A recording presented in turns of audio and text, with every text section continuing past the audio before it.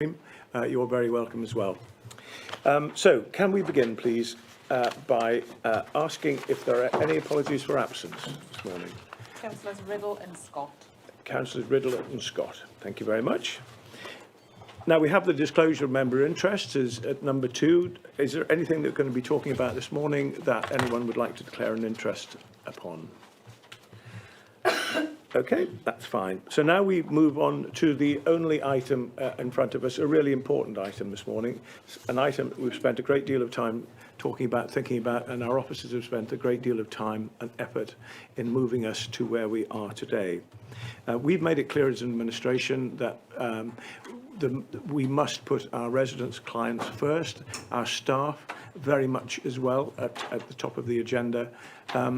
And I honestly feel that that is what we've done, and that's where we are today.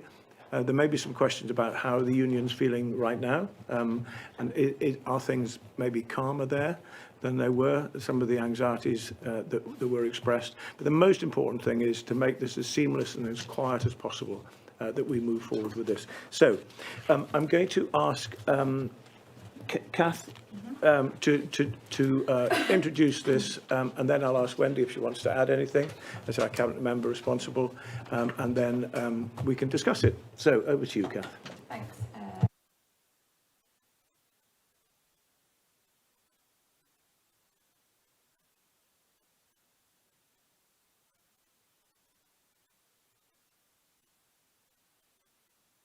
Whereby that would allow Harrogate District Trust to deliver our health visiting and school nursing services on behalf of the council.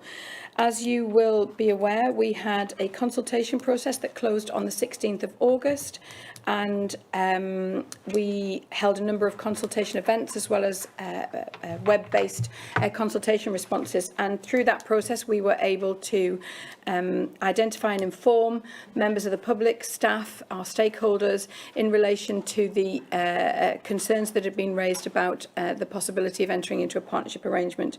So, as you'll probably be aware from the report, not all of the responses were positive, not all of the responses were in support of the process, but we have been able to ameliorate and alleviate some of those concerns as part of the consultation process. And what we saw throughout the consultation process was a number of, particularly the staff, who were able to see the benefits of actually working together with Harrogate District Foundation Trust.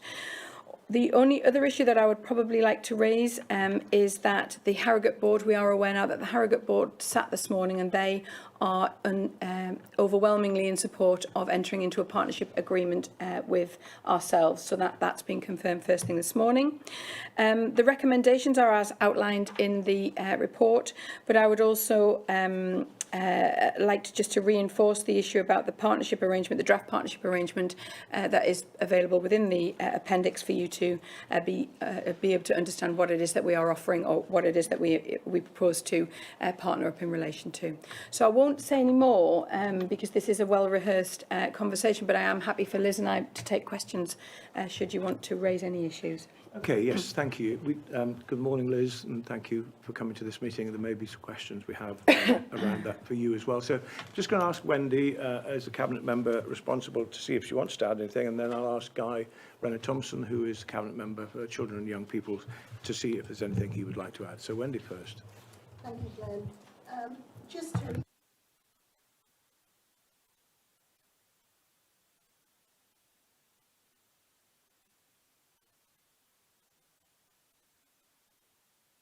understand that the staff were concerned initially, but change is very good. Otherwise, we might still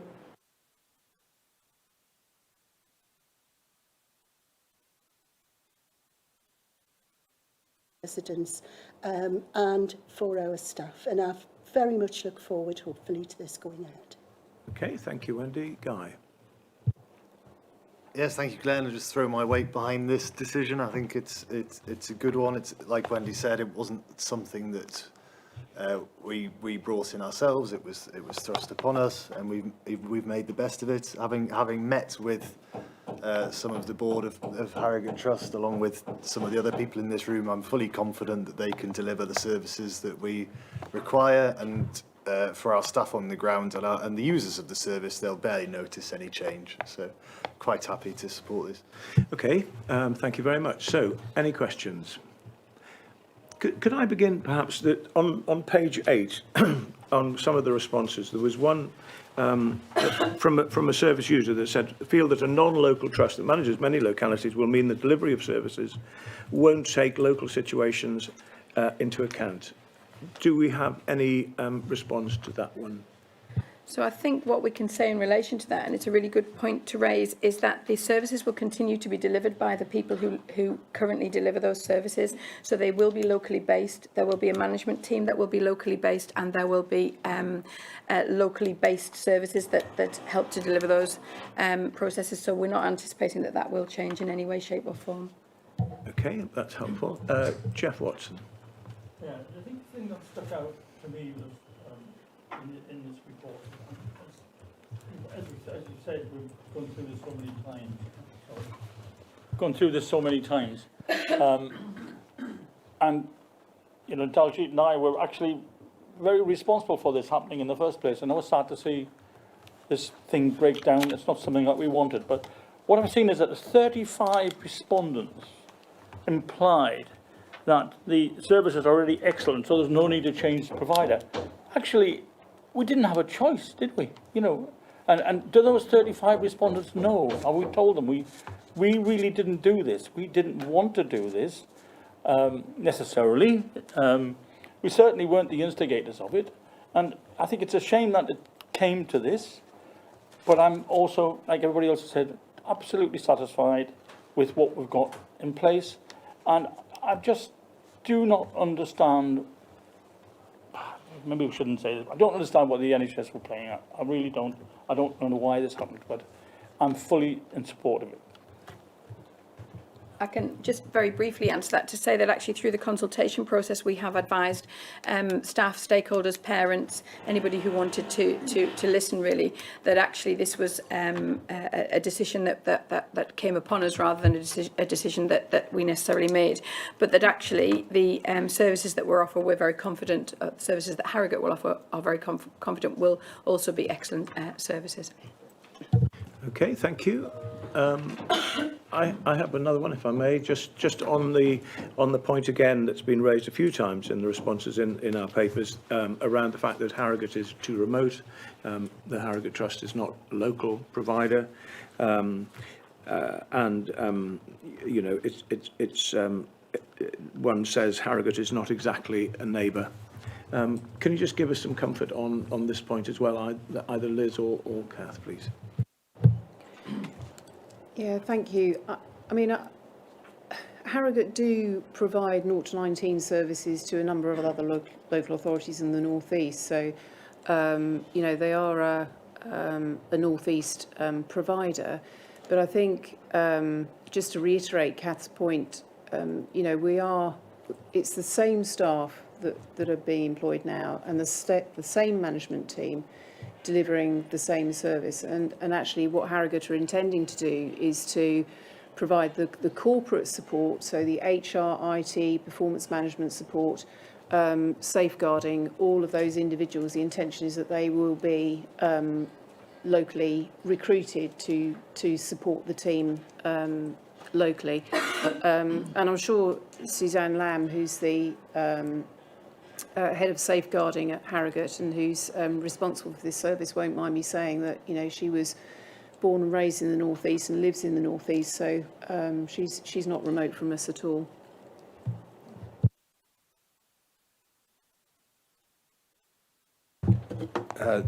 Thank you. I'm conscious that there may well be people that will be watching that want to make sure that we ask a lot of questions, and often we sit in Cabinet and it's a very straightforward decision. This is a decision that an awful lot of work has gone into, and there's been an awful lot of discussion to date. And firstly, I just want to make that point for anybody who's watching on the screen and feels that this is a rapid decision. It isn't, and it's a lot of work's got into it from officers, a lot of consideration by councillors across the spectrum, by scrutiny, and so on.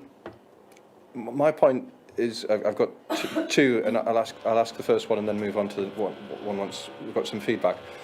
probably from officers, but maybe from Wendy and Guy as well.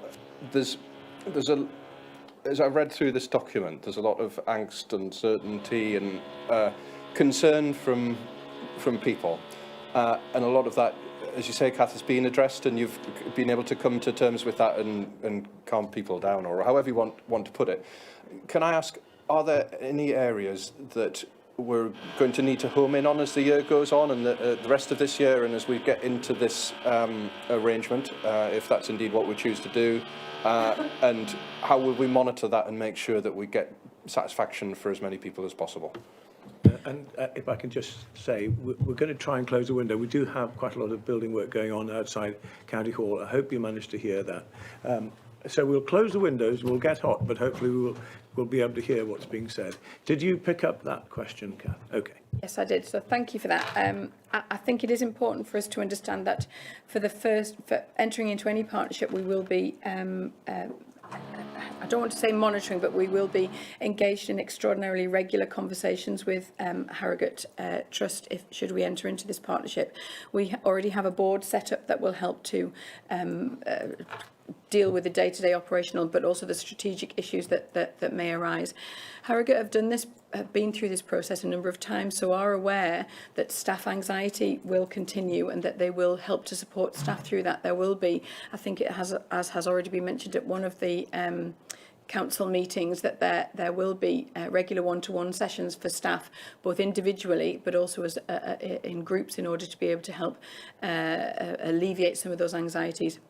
In addition, should Cabinet agree to this proposal today, then there will be staff consultation events set up as part of the TUPE process moving forward. And once again, we'll be able to help alleviate or ameliorate some of those anxieties.